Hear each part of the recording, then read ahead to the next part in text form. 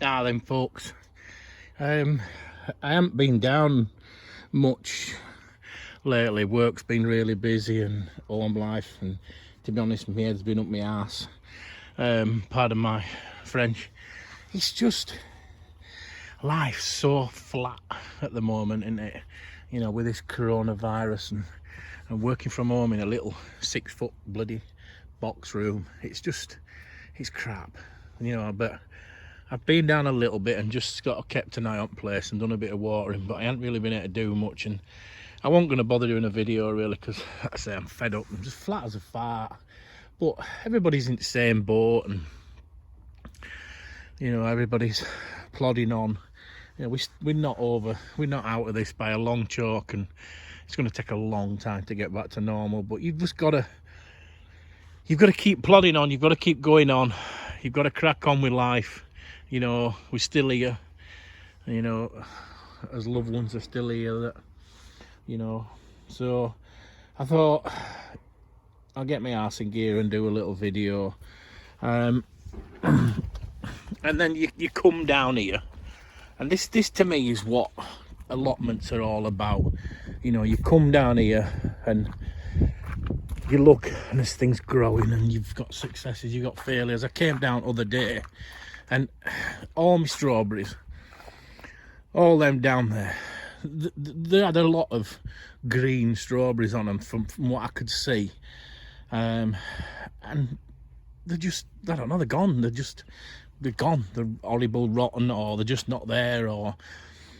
And as you know, I had a row up there.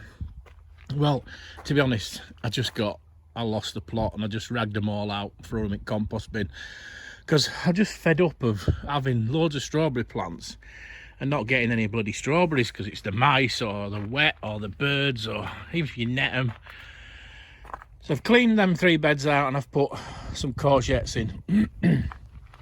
And I just thought I'd come down, do a bit of weeding. And honestly, people don't believe me when I say it takes about 20 minutes to weed this entire allotment because of the no dig and the mulching. And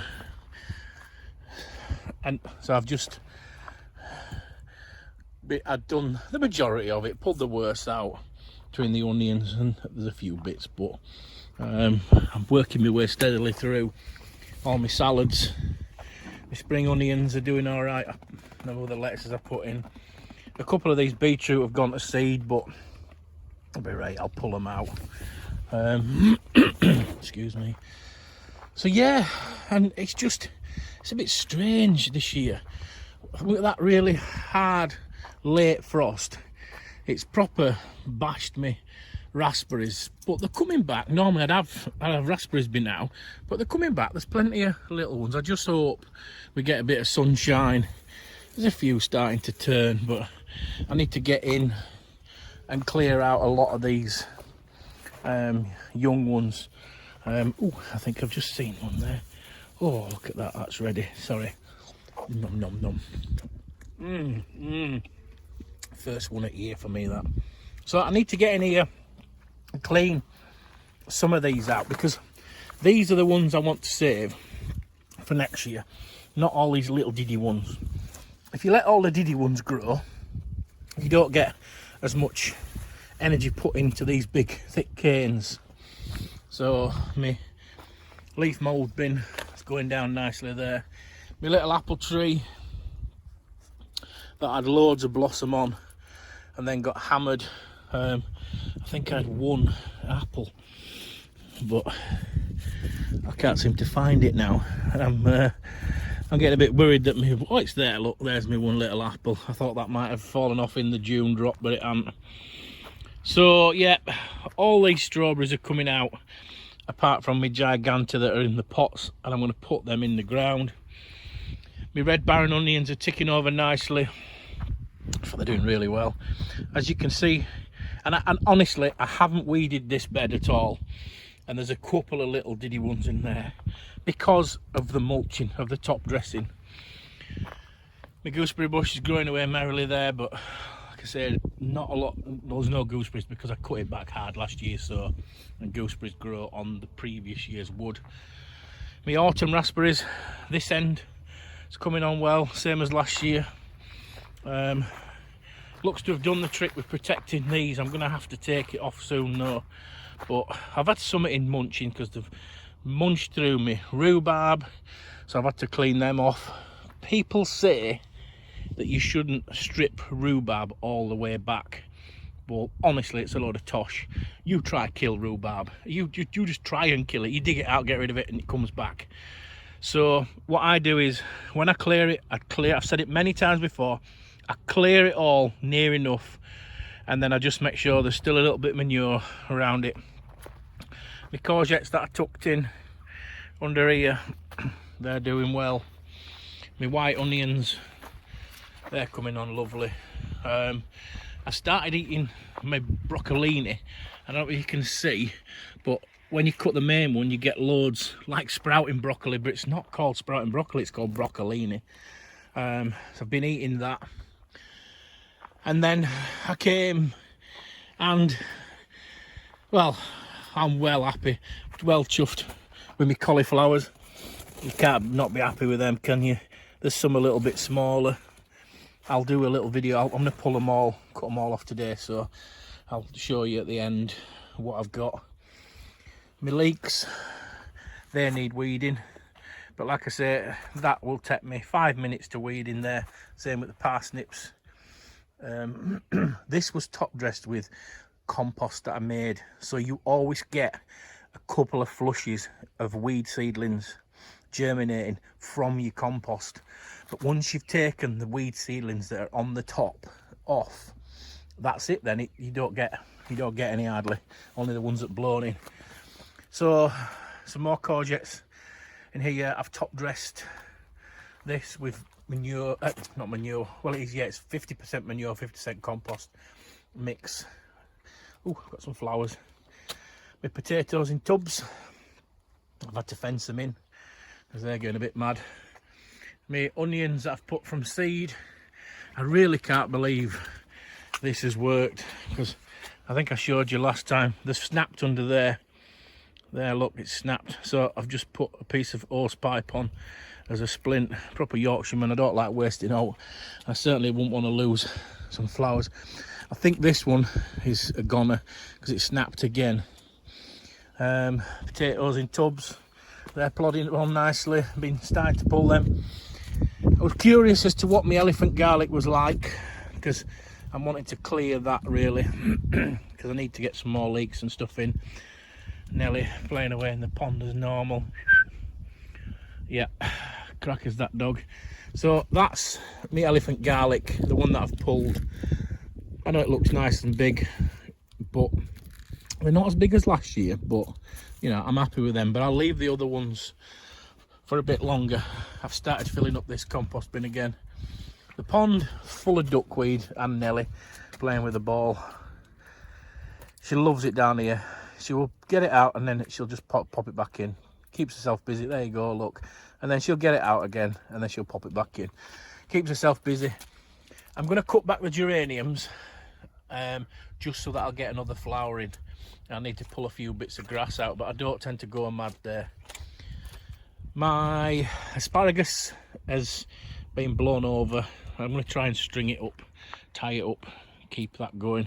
I've got, like I say, another pot of leeks here. They're ready. They're perfect. They're ready to go in as soon as I've got a bit of space. My beans, I'm going to take the protection off because I need to get in, because some of them are laying flat on the floor and I need to get them tied in a little bit to send them up.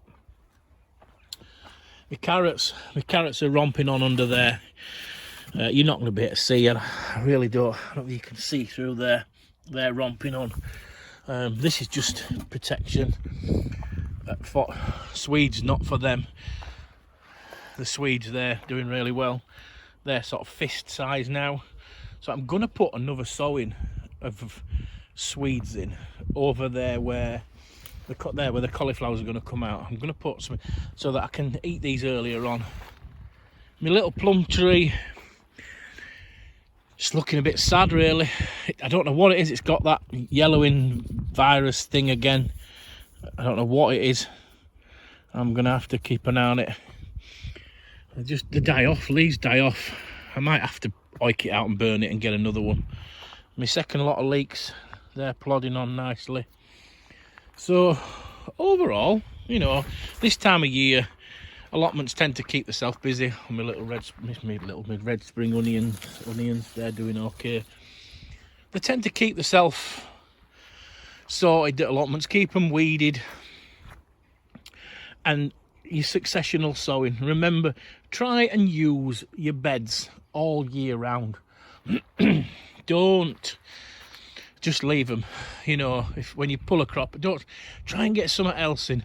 There's loads of stuff. Like I said, I'm not a YouTube channel that shows you everything and what to grow, when, where, how, why, how to do everything, how to do this, how to do that. There's tons of them out there. This is my little video log of my little, I mean, it is a little tiny allotment, you know. It's not a big allotment, but I cram a lot of stuff in with raised beds, you know. Raised beds really make your life easy, you know, and no dig. And I mean true no dig.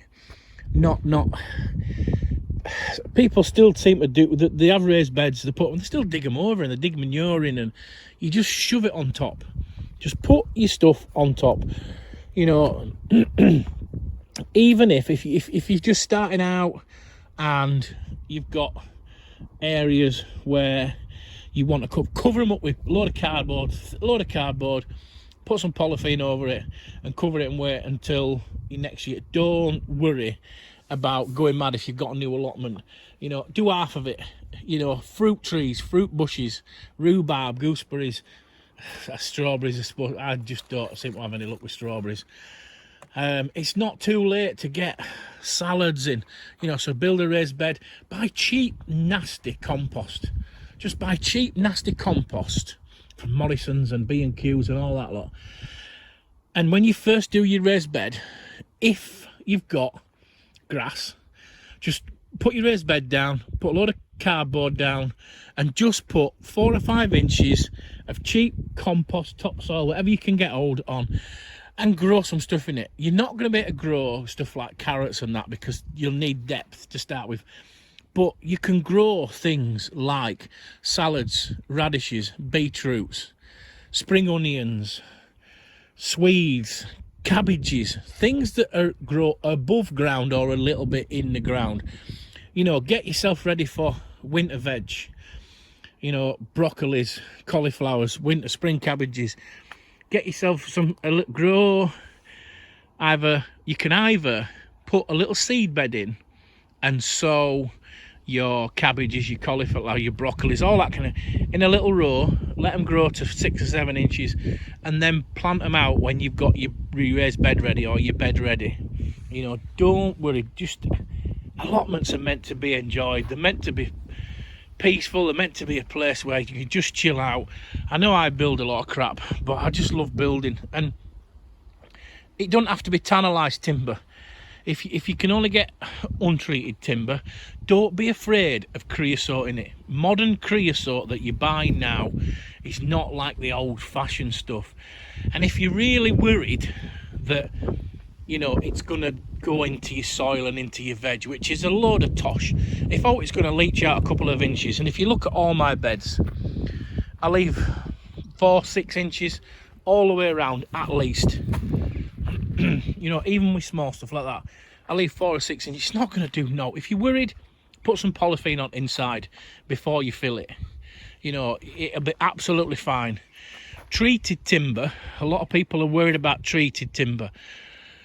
Modern treated timber does not have the arsenic and the nasties in that it used to have. And people say, oh yeah, but it's got copper in it. You drink water out of copper pipes. You know, for God's sake, if you're my age, you've been drinking water out of lead pipes, you know, and there's no wrong with us. So don't worry about modern pressure treated timber.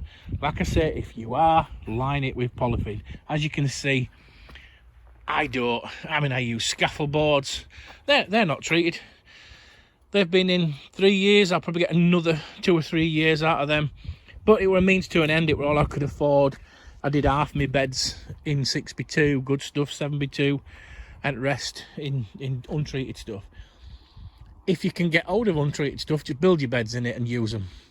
And then in 5-10 years time, you just have to rebuild them. It's not end of the world, is it really? If you can get it, use it. Do it out of anything. So folks, that's me having a womble and a rant on. When I come down here, it just cheer me up. I've got to go back now to my office at home and crack on, but it's just nice to, even sometimes I just bring Nelly down, put kettle on, have a cup of tea. It's not even too bad now, this building site, you know, it's still green, and they're not going to be doing it this year. It'll be next year or even year after. My greenhouse at home's romping on. I just haven't had time to do some videos. I'll have to do a video at home. My little bed in there in the polytunnel that Peter lets me use, that's full of tomatoes. Communal area, that's gone a little bit slow at the moment because I'm working so much. I can normally sneak out and have a dinner, you know, a bit extra dinner, working evening, but I just can't. I'm just too busy. So that's it, folks. Really, from me and my Cracker's dog, who is just throwing the ball in and out of the pond for herself. I've never ever known a dog that will throw a ball for herself.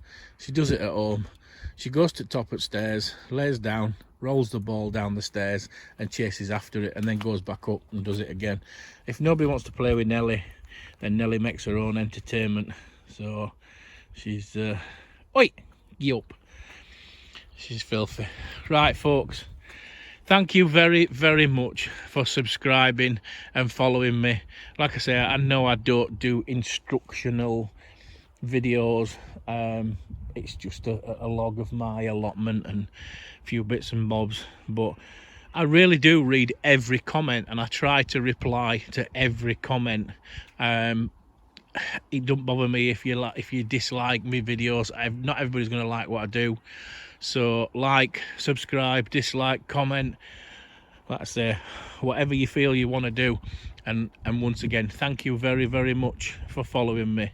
And those that went across to see young Ryan's allotment channel, and well, everything channel, thank you for going over there and having a look at his channel. Cracking young lad, really keen. Okie doke folks, bye bye for now. Right folks, home time. So I've pulled all the cauliflowers, and they're ready to go home now. There's 7. I planted 9. 2 of them just didn't really heart up, they didn't come to florets. So I'm going to take my lovely wife a big bunch of flowers home. There might be cauliflowers, but she'll still be very happy. And this is what it's all about for me. It isn't about being self-sufficient or, you know, anything like that. It's growing nice food, tasty food, fresh, organic, you know, but just being out here and doing and growing. You know, I've done it for as long as I can remember, putting a seed in, you know, and this is what's great for kids, putting a seed in ground and then watching it grow and then picking something like that. You just cannot beat it. You just can't beat it. You know, and then cook it, and it's amazing how many kids will eat veg that you've grown. You know, it doesn't matter how good it looks from Morrison's, they're not eating veg, mum, dad, not doing it. But when they grow it, they eat them, and you know. So that's it. Back home to work. I've had my lunchtime. Thank you very, very much for all my followers, subscribers. Thanks for all the likes and comments. Like I say, I do try to reply to all of them. Just enjoy your allotments. For those of you who's got a new allotment, you know you are. I'm quite happy to come over and give you a hand.